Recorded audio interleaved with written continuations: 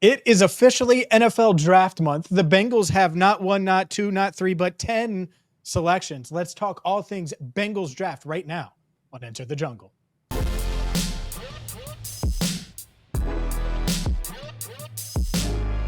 Hi again, everyone, and welcome in to Enter the Jungle. He's Andrew Fox-Miller. I'm James Rapien, and this is Cincinnati Bengals Talk. We air every single Tuesday at 8 Eastern and weekly on Valley Sports. Shout out to our sponsors, Tipico and Garage Beer, also the Big Play Network as well. We're really excited to be part of that network and continue our relationship there. They gave us this cool swag. Look at that. And, well, it's draft month, Andrew, which means that takes are about to be flying. This is part of why we asked you to subscribe to Cincinnati Bengals Talk, is because over the next few weeks, there's going to be some strong opinions that may differ from consensus. I may share some thoughts on the Bengals' biggest needs that differ from what you've heard over the past few months. And let's start here. The Bengals, they have 4 draft picks in the top 100. They got the compensatory pick at pick 97. Obviously, they're drafting 18th overall. And then they have the 80th pick and the 49th overall pick. So 4 picks in the top 97. Everyone's focused on the trenches, and maybe you are too. We haven't had a conversation really about this, which is kind of funny. But with those first 4 picks, by the end of day 2, what are you hoping the Bengals do? Not specifically players, but maybe positions, maybe weaknesses.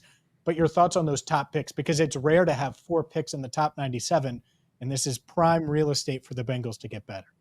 Yeah, I think to put it as simply as I can, I've thought this as soon as the 2023 season was over, heading into the offseason, free agency, and now the draft. Trenches, weapons, trenches, weapons, trenches, weapons. Ooh. Just give me any combination of that. Got a bit of a soft spot for cornerback, but we can talk about that in a bit. But yes, trenches, weapons, any combination, but give me both. 3-1, 2-2, whatever. You playing to your audience right now? Is it because you know? Is it because you know I'm all about the weapons? The audience being me. Are you doing that? I told you I let everyone know we haven't had this conversation. Are you adding weapons in just to appease me so you don't get me fired up? Because everyone knows James, I love heavy artillery. Excuse me, James. I seem to remember the biggest trenches weapons debate, perhaps in the Joe Burrow era, was a one Jamar Chase and Penei Sewell. Memes were created and they continue on. I think that moment right there was pretty critical in proving that, like, giving Burrow elite weapons, it works out pretty well. A Super Bowl perhaps could have happened right after that happened. So anybody that's saying trenches in this scenario, they got to remember that Jamar Chase happened, right? I mean, weapons also very, very important. And we see the results. I totally agree with you. Shocker. For those that have followed along, I think weapons, it's a weapons league. And I'll tell that to people all the time. And people will say, oh, no, it's trenches. And look at Patrick Mahomes and Patrick Mahomes, Schmatrick Mahomes. It doesn't matter. It really doesn't, because you know what the Chiefs are worried about today? Their weapons. You know what the Chiefs have been worried about the past 2 years? Weapons, and trying to find the right weapons. And they invested in the trenches. Well, the Bengals have too, and that should continue. I think the Bengals will address the trenches early.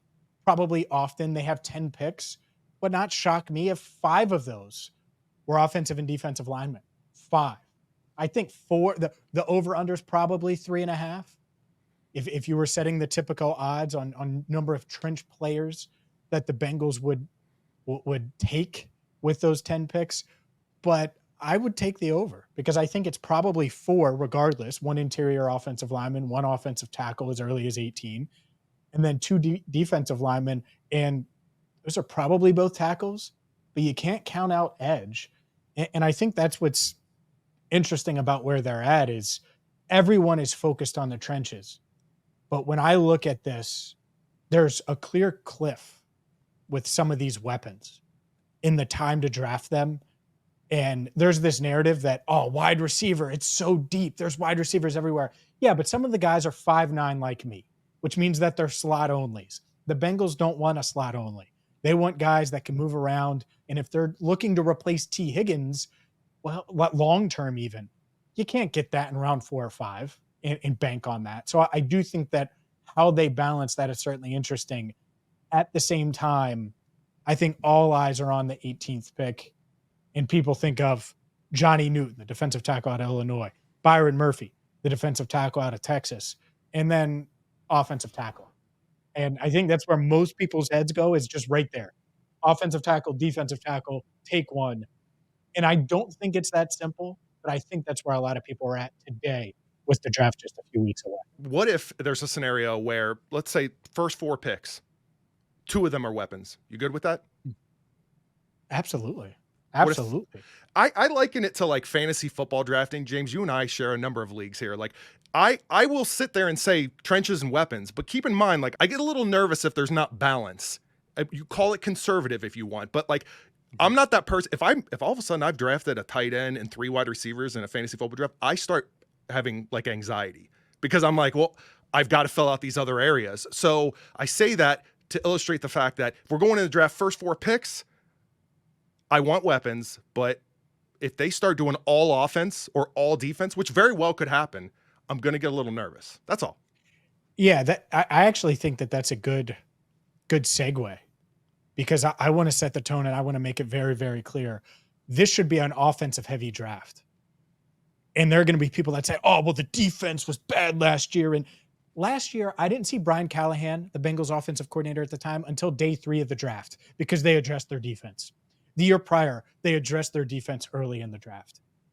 I think that it's time to replenish the offense, and maybe that is an early pick in the offensive line room. Maybe that is an early pick at wide receiver to try to replenish what's behind T. Higgins. And really, you look at that room, and it's Jamar Chase and a bunch of guys that are either unproven or not under contract in the near future. So tight end, we could certainly bring up and discuss. Obviously, you want to Mike Gesicki around longer. There's a contract there.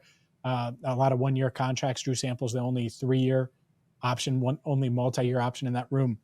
So to me, this is when you have to replenish your offense a lot. That doesn't mean you don't take defense. It doesn't mean you don't address defensive tackle. Heck, you may even take one at 18, and we're going to get to the percentage likelihood that they take a defensive tackle coming up versus an offensive tackle and all these other positions. But to me, prioritizing offense, prioritizing building around Burrow, getting him more weapons, getting him more protection, getting him an extra option or 2, that could make all of the difference.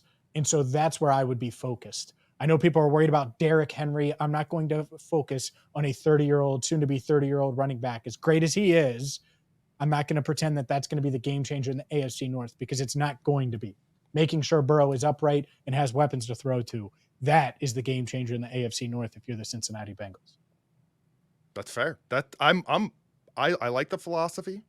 I think when you get into the minutia, how the draft falls and things like that, we may have some disagreements over time as we have these discussions, but overall, I'll subscribe to that philosophy. I'm okay with it. But there's going to be a breaking point where, again, my level of I'm not comfortable with this. They've gone too heavy on this or that. I feel like that's where we're going to start to diverge.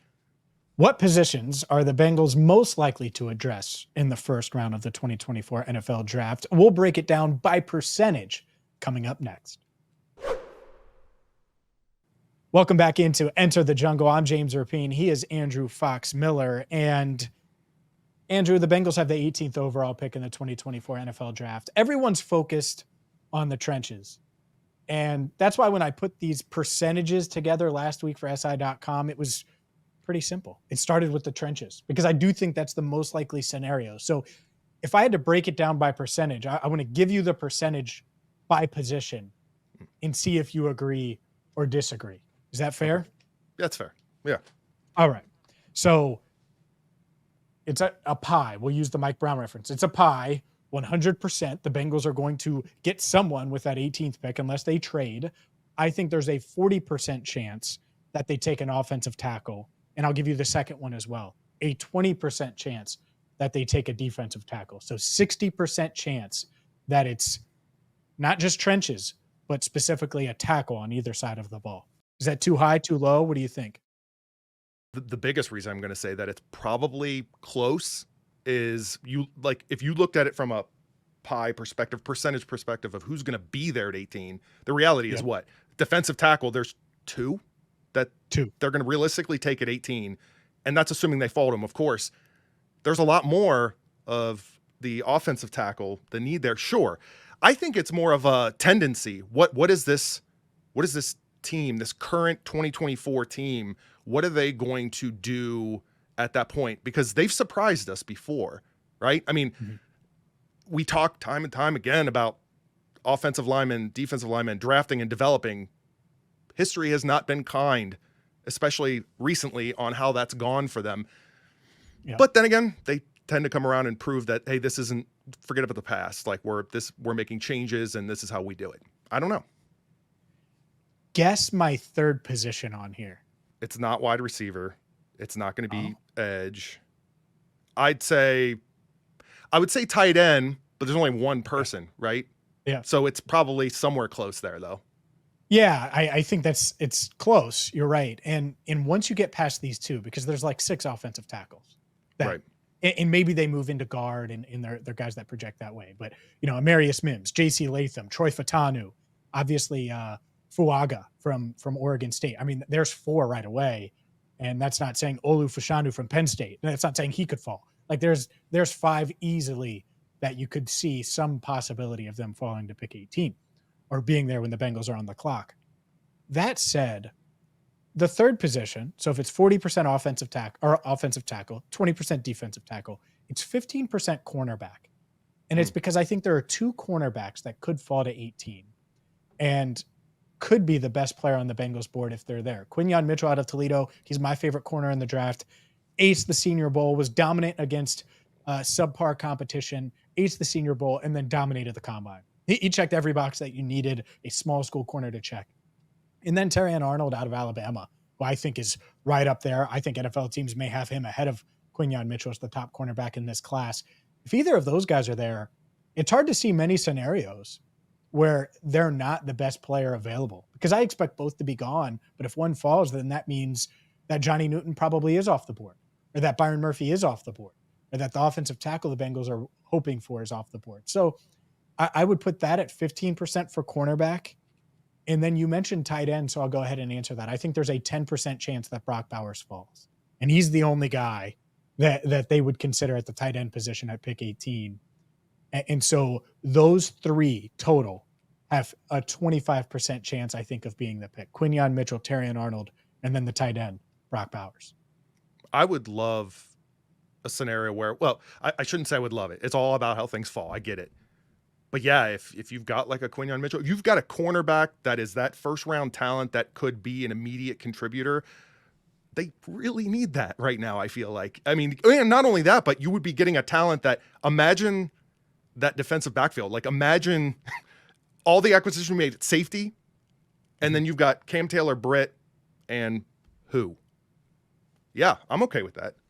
Now you have DJ Turner, who bumps to your third potentially. You have Quinyon Mitchell or Terrion Arnold being your potential number 1 down the line. Like it does. It makes that, it solidifies that cornerback room a bit. And I do think that they'll go corner maybe as early as round 1, but certainly early enough to land a contributor just to round it out, because we only have 3 other positions that I think are under consideration. Guard center, I'll put it at 5% because there is a chance that they view Troy Fatanu as a guard. I don't think they're really in on Jackson Powers Johnson, but there's a chance that they go that route, or they go with Graham Barton from Duke, for example. And then the other 2, wide receiver, Brian Thomas, would they go from with him from LSU? He's 6'3" and runs a 4.3. Like I wouldn't blame them, but I think he's kind of the only guy. A.D. Mitchell out of Texas is the other one that could be an option if they wanted to go receiver at 18. I think there's a 5% chance there, and then a 5% chance at defensive end, because Latu out of UCLA, Jared Verse out of Florida State.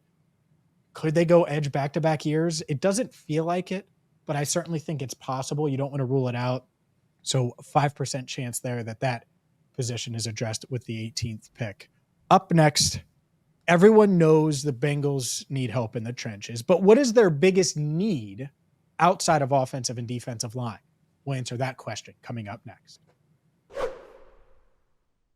Welcome back to Enter the Jungle. He's Andrew Fox Miller. I'm James Rapien, and we're part of the Big Play Network here on Cincinnati Bengals Talk. And Andrew, let's discuss the Bengals' biggest need that is an offensive tackle that isn't defensive tackle. I think it's interesting because you could go a bunch of directions. I think there are people that think the interior of the Bengals offensive line needs to be addressed. We discussed corner in this episode.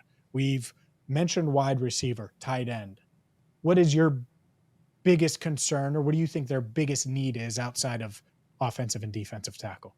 I agree in that, like, you could make the argument for interior offensive line if we're talking especially beyond 2024 season, right? Sure. But if I'm looking at 2024, an immediate need, I'm going to say cornerback. I think that would be, yeah, I mean, why not? We've just talked about it. I gave my reasoning for that one. But yeah, I think that's the one area that I thought would have been addressed in free agency to some degree. And still could, but I think there was some players for one reason or another that got past them.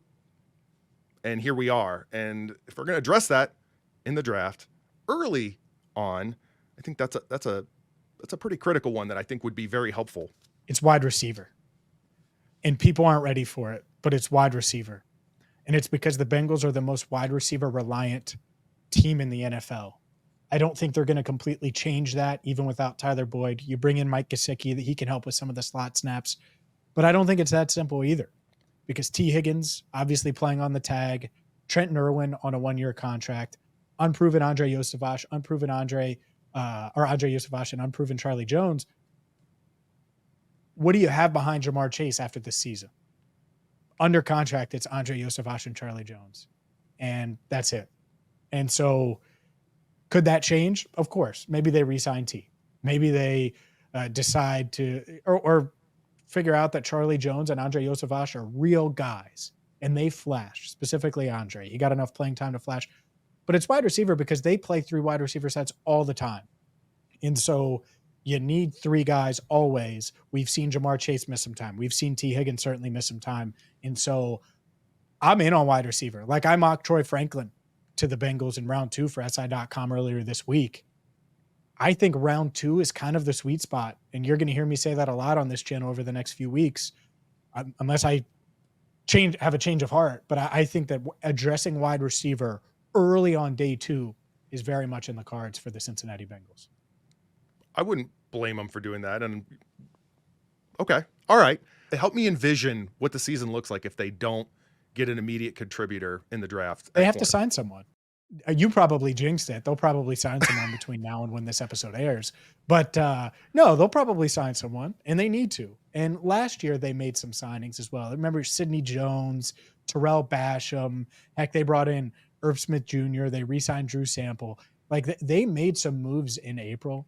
So I do think that they'll add a cornerback. Maybe by the time people see this, we'll see. But up next, Andrew went to Canton. We'll get his takeaways from the Pro Football Hall of Fame next, right here on Enter the Jungle. I'm James Rapien. He's Andrew Fox Miller, and this is Enter the Jungle. Welcome back in. And Andrew, the Pro Football Hall of Fame. I've never been. You made the trek up to Canton. What stood out the most outside of the fact that Ken Anderson is not in the Hall of Fame? What stood out the most? First of all, I'd never been to Canton until now. I decided to drive up there with the family on Reds opening day, which was a choice. Initial impression was walking up there. I had no clue until I got there. Their big exhibit for the next month or so is a Browns exhibit. So perfect timing on my part to be able to go there and know that they're just taking up real estate to talk about the Browns. The big play guys are going to love it. Oh, man. It was a lot of Browns jerseys walking in and out of that building. And it makes sense, of course, from a proximity standpoint.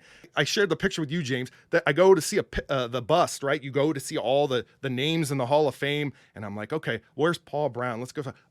Oh no, Paul Brown taken off the platform. You want to go see him? There's a Browns exhibit. That's where we've temporarily moved Paul Brown to. It's like this. I don't like this. You know who probably doesn't like that? Deep down, the Bengals. Yeah. And I don't even know if it's deep down, but it's like, sure. We know he won championships for y'all, but bleep it. Right. Why? Yeah. Like there was because of how it ended, for those wondering. Grab Enter the Jungle, the book, to figure it out and learn. There you go. It would have fit in well there in the gift shop, not going to lie. But a lot of really cool stuff there, not only from a Bengals fan perspective, of course, a fan of the game, interactive things. I mean, you get to sit in a locker room setup and they have a hologram of Joe Namath coming out and talking about the game, and then Vince Lombardi giving his speech. And it was wild. It was a good time in that regard, and the kids enjoyed that. But then, from a Bengals perspective, seeing game-worn jerseys, Munoz, they had Ken Riley, not only that, interacting and getting replays of some of their career and things like that in various rooms and exhibits. And lastly, the year 2023, they talked about a bit, including January of 23, where they showed Sam Hubbard recovering the fumble during the playoffs against the Ravens, getting a touchdown. They had the game ball from that and a little exhibit of that. And I posted that on social. People are having a wild time with that. No doubt. I was shocked when it blew up. You sent it to me and it blew up. The Hubbard yard dash, the fumble in the jungle. I call it the fumble in the jungle. I get it with the Hubbard yard dash. Regardless, I think Sam Hubbard still probably needs a little bit of oxygen after that run. And that's a huge moment in Bengals playoff history. They should have had his oxygen mask on display, actually. I would have liked that. They should have. We have a ton to cover all month long when it comes to the NFL draft. So make sure you hit that subscribe button, ring the bell on Cincinnati Bengals Talk. And for Andrew Fox Miller, I'm James Rapien. Thank you so much for watching, and to the jungle.